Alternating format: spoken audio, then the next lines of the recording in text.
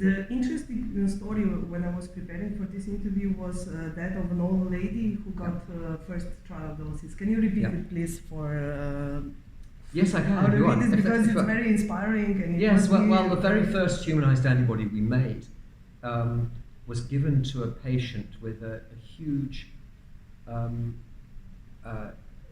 growth in her spleen, which was the growth of white cells from non-Hodgkin's lymphoma.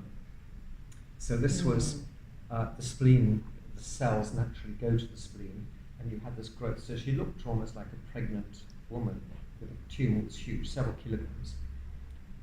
And we made this humanized antibody. We had a rat antibody, which we knew would attack those cells. We turned it into a human antibody. But she was the first patient we had. Now, we didn't know just whether there'd be any danger of treating somebody with such a big tumor and with a novel human antibody. We didn't actually know. There's two bits of the antibody that do the work. One bit binds, and the other bit attracts human cells to kill the tumor. So when we talk about the tumor killing, it's usually been directed by human cells coming in to sort of, it acts like a flag to the immune system. It says, come and attack us.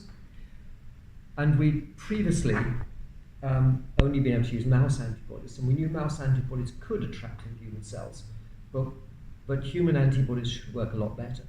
So we thought, well, if we suddenly get all of the immune cells attacking this huge massive tumor, she could drop dead. You'd suddenly have a huge sort of immune inflammatory reaction.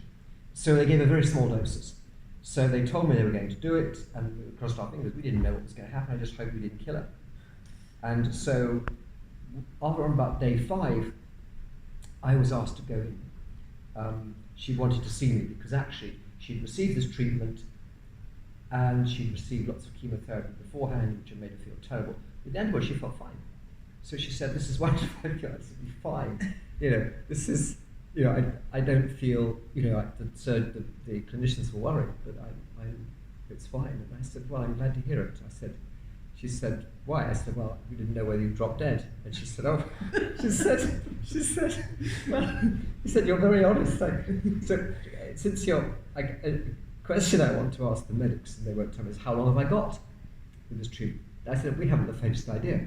We're just very glad you didn't die, and we hope that in about, it may be you will start to react to the mouse component in this antibody, and therefore the treatment will become limited after maybe 20, 30 days or something. It's looking good so far, but we don't know. And maybe maybe we'll knock that out, or maybe it'll last 30 days, and then you'll start to raise an immune response. Or maybe it'll go for 2 months, or 6 months, or a year, or maybe it'll be total cure. We do not know."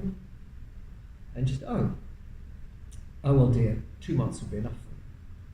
And I said, "Why is 2 months enough?" She said, "Well, because my husband's dying, and he's got, I think he got Alzheimer's, but in a late stage. I didn't go into what it was, and I wasn't really told. But I want to be with him when he dies." And she said, "If I last, so 2 months will be enough." And she said, "But if I get more, then I'll spend my time talking to my granddaughters, because they're going to see 2 parents die very quickly." And I thought, 2 grandparents die very quickly. I couldn't speak. I was just shaking. Right. And if I think back, it still shakes me. And that kind of made me redirect. Previously, I would say I was thinking about, I was more interested in evolution, I was more interested in other things, and which the antibodies, what I'd done with antibodies was a useful thing, but I was still, and I am still interested in the evolution of life and how it arose, and those basic scientific questions. But it made me think I've got to do more by way of making therapeutic antibodies. And that's when I came up with the idea, okay, let's suppose this promising technology doesn't work, maybe we need to make genuine human antibodies. So it was that old lady, the experience of the old lady that made me go on and make that decision that actually led to my Nobel Prize many years later.